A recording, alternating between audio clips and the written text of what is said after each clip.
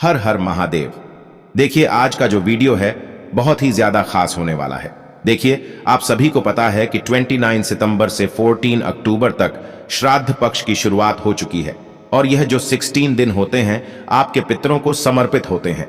कहा जाता है कि इन 16 दिनों में आपके जो पितरों होते हैं वह मृत्युलोक में आपके घर में रहते हैं और उन्हें प्रसन्न करने के लिए आपको कुछ उपाय जरूर करने चाहिए। देखिए, पूरी विधि पूर्वक यदि यह उपाय आप करते हैं तो आपकी जन्म जन्मांतर का पितृदोष दूर होता है। देखिए, जिन घरों में पितृ प्रसन्न नहीं रहते हैं उन घरों की कभी उन्नति हो ही नहीं पाती है। हमेशा उस परिवार में समस्या आती रहती है, लड़ाई झगड़े होते ही रहते हैं, लोगों को रात में नींद नहीं आती है, दिन भर उन्हें बुरे बुरे ख्याल आते हैं, बीमारियां खत्म ही नहीं हो पाती हैं, धन में घर की आवक ही नहीं हो पाती है, किसी भी परिवार के सदस्य की उन्नति ही नहीं हो पाती है। हमेशा किसी न किसी कार्य में अड़चनें आ ही जाती हैं। अगर आपके जीवन में भी यह समस्या उत्पन्न हो रही है तो कहीं ना कहीं आपके जो पितृ हैं वह आपसे नाराज हैं। तो इन श्राद्ध पक्ष में आपको यह स्वधा वाला उपाय जरूर कर लेना है। आपके जन्म जन्मांतर का जो पितृदोष होगा वह जरूर समाप्त होगा। देखिए, आज के इस पूरे वीडियो में पितृदोष को दूर करने के लिए हम 3 उपायों के बारे में बात करेंगे जो आपके जीवन से पितृदोष को हमेशा के लिए दूर कर देंगे।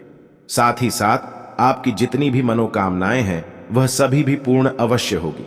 वीडियो में आगे बढ़ने से पहले आप सभी से निवेदन है कि यदि चैनल पर पहली बार आए हैं तो चैनल को सब्सक्राइब करके कमेंट में ओम पितृ देवता नमन जरूर लिखें ताकि आपके पितृदेव आपसे प्रसन्न हो सकें। चलिए दोस्तों, बढ़ते हैं पहले उपाय की ओर से कि आप सभी को बताएं कि श्राद्ध पक्ष चल रहे हैं तो श्राद्ध पक्ष के किसी भी दिन यानी कि पहले दिन, दूसरे दिन, अंतिम दिन, किसी भी दिन आपको यानी कि 29 सितंबर से 14 अक्टूबर के बीच में आपको मात्र एक चावल का दाना यानी कि अक्षत का दाना लेना है। अब आपको बहुत ही ध्यान से समझना है। इस चावल के दाने को अपने हाथ की हथेली पर रखना है। देखिए, इस उपाय को घर का कोई भी सदस्य कर सकता है, लेकिन घर की यदि बहू और बेटियां इस उपाय को करती हैं तो घर में उन्हें दुगना फल प्राप्त होता है। गुरुदेव ने बताया, दुगना फल इसलिए प्राप्त होता है क्योंकि वह अपने 2 कुलों को तार देती है, क्योंकि एक तो उनके मायके के पितृ प्रसन्न होंगे, साथ ही साथ उनके ससुराल के पितृ भी प्रसन्न होंगे। तो सबसे पहले तो आपको अपने सीधे हाथ की हथेली पर एक चावल का दाना यानी कि अक्षत का दाना रख लेना है। अब दोस्तों, आपके घर में जहां कहीं भी पानी पीने का स्थान बताएं, यानी कि घर में जहां कहीं भी परिंदा होता है, जहां मटके रखे होते हैं, तो वहां पर आपको अपने दाहिने हाथ को लेकर की जाना है जिसमें आपने चावल का दाना रखा हुआ है। अब दोस्तों, वहां पर आपको अपने घर के सारे पितरों का मन में स्मरण करना है। देखिए, आपको प्रार्थना करनी है कि हमारे घर में हमेशा सुख शांति बनी रहे। यदि हमसे किसी भी प्रकार की गलती हुई है तो हमें उसके लिए क्षमा करें, हमारा साथ दीजिए, परिवार की उन्नति कीजिए।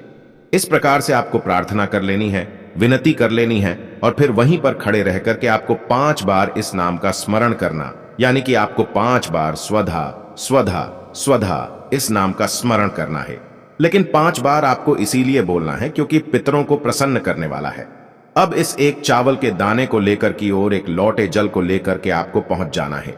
भगवान शिव के मंदिर में सबसे पहले आपको उत्तर दिशा में खड़े हो जाना है। आपके पास जो एक लोटा जल है इसे आपको भगवान शिव के शिवलिंग पर अर्पित कर देना है। श्री शिव नमस्तुभ्यम इस मंत्र का जाप करते हुए। अब दोस्तों, आपने जो चावल के दाने को लेकर के 5 बार स्वधा नाम का स्मरण किया था, उस चावल के दाने को अपने हाथ से उठा करके आपको शिवलिंग पर समर्पित कर देना है।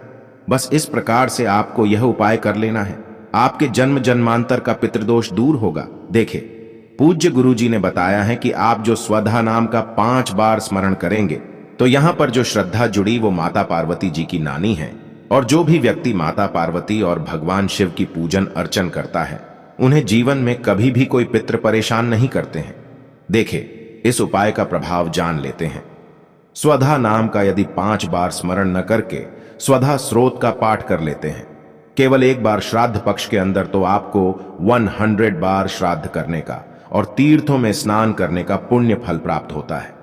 अब दोस्तों, हम जान लेते हैं दूसरे विशेष उपाय के बारे में। दूसरा उपाय भी आपको श्राद्ध पक्ष के अंदर ही करना है। श्राद्ध पक्ष के अंदर आपको इसीलिए करना है क्योंकि आपके जो पितृ हैं आपसे प्रसन्न हो जाएं। पितृपक्ष के दौरान आप अपने घर में मिठाई तो बनाएंगे, गुरुजी ने कहा है कि कोई जरूरी नहीं है कि आप महंगी से महंगी मिठाई बनाएं, केवल जो मिठाई वह गाय के दूध की होनी चाहिए। अब गाय के दूध की आप खीर भी बना सकते हैं, तो मात्र आपको थोड़ी खीर बनाना केवल भोग के लिए। देखिए, आपने जो खीर बनाई तैयार की है उसे आपको एक पीपल के पत्ते पर रख लेना है। पीपल का पत्ता सबसे पहले आपको शुद्ध करना है, जल से धोना है। उसके बाद आपको खीर उस पत्ते पर रखना है, या फिर आपने जो भी मीठा बनाया है उसे आपको उस पीपल के पत्ते के ऊपर रख लेना है। अब एक लोटा आपको तांबे के पात्र के अंदर शुद्ध जल लेना है और पहुंच जाना है आपको पीपल के वृक्ष के वहां पर लेके। पीपल का जो वृक्ष है, श्राद्ध पक्ष में इसका बहुत ही अधिक महत्व होता है। सबसे पहले तो आपको अपने पितरों का स्मरण करना है और दक्षिण दिशा की तरफ आपको अपना मुख रखना है। लेकिन दक्षिण दिशा जो है वह पितरों की होती है, इसीलिए आप अपना मुख दक्षिण दिशा में रखना है। अब आपने पीपल के पत्ते के ऊपर जो भी मीठा रखा था उसे आपको पीपल के वृक्ष की जड़ में समर्पित कर देना है। 5 मिनट तक आपको वहां पर बैठना है। आपको किसी भी प्रकार की कामना नहीं करना, क्योंकि इस उपाय का फल आपके पितरों को प्राप्त होता है और इससे आपके पितर आपसे बहुत अधिक प्रसन्न होते हैं। अब 5 मिनट तक बैठने के बाद आपके पास जो एक लोटा तांबे के पात्र के अंदर शुद्ध जल है उसका तर्पण भी आपको यहीं पर करना है। इससे आपके जो पूर्वज हैं वो आपसे बहुत अधिक तृप्त हो जाते हैं और वह आपको आशीर्वाद दे करके जाते हैं। तो इस उपाय को भी आप पितृपक्ष के दौरान किसी भी दिन कर सकते हैं। आपके जो पितृदोष है वह दूर होंगे, साथ ही साथ आपकी जो पितृ हैं वह भी प्रसन्न होंगे। अब हम बात कर लेते हैं तीसरे उपाय के बारे में। देखें, यह उपाय भी पितरों के लिए ही होने वाला है, तो इस उपाय के लिए मात्र आपको एक लोटा शुद्ध जल ले आएं। यह उपाय आपके जीवन में सुख, समृद्धि और धन की प्राप्ति करवाने वाला है। एक लोटा शुद्ध जल लेना आपको, इसके अंदर आपको अपने घर से ही जल लेना है। अब इसमें आपको थोड़े से काले तिल मिला लेना है। काले तिल के दाने आपको साबुत मिलाना है। ध्यान रखें, अब दोस्तों आपको अपने साथ 2 सफेद फूल भी ले आएं। आपको ध्यान रखना है, पितरों को हमेशा सफेद फूल ही अर्पित किए जाते हैं, तो आपको केवल 2 सफेद फूल लेना है। ये 2 सफेद फूल हैं, यह भी आपको उसी पात्र के अंदर डाल देने हैं। अब दोस्तों, इस लोटे को लेकर के आप पितरों के निमित्त 3 वृक्ष माने गए हैं। या तो आप पीपल के वृक्ष के वहां पर जा सकते हैं, या फिर आप वट वृक्ष के वहां पर जा सकते हैं, या फिर आप बेलपत्र के वृक्ष के वहां पर भी जा सकते हैं। तीनों में से केवल आपको एक वृक्ष के वहां पर पहुंच जाना है।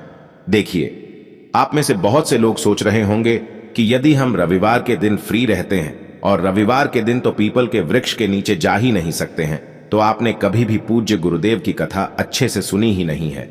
पूज्य गुरुजी ने बताया है कि रविवार के दिन पीपल के वृक्ष के नीचे कभी भी खाली हाथ मत जाना। बस आपको यह एक चीज ध्यान रखना है, अगर आप पीपल के वृक्ष के नीचे रविवार के दिन खाली हाथ जाते हैं तो अलक्ष्मी आपके साथ आपके मुख्य द्वार के अंदर तक प्रवेश कर जाती है। आपको खाली हाथ नहीं जाना है। आप जो एक जल का पात्र लेकर के जा रहे हो उसे आपको पीपल के वृक्ष की जड़ में समर्पित करना है। जल समर्पित करते हुए आपको अपना मुख दक्षिण दिशा की ओर रखना है। बस इतना सा उपाय आपको करना है, आपके जो ही तृप्त होंगे और वह आपसे बहुत अधिक प्रसन्न होकर कि आपके जितने भी कार्य हैं उनमें आपको सफलता प्राप्त कराएंगे। आपके जितने भी कार्य अटक रहे हैं उन्हें भी परिपूर्ण कराएंगे। तो इस प्रकार से आज के इस वीडियो में हमने श्राद्ध पक्ष के अंदर किए जाने वाले और पितरों को प्रसन्न करने वाले 3 उपाय बताए हैं। जो भी आपके लिए उचित और सरल हो उसे आप कर सकते हैं। उपाय को करते समय आप किसी भी प्रकार की गलती न करें। श्री शिवाय नमस्तुभ्यम। हर हर महादेव।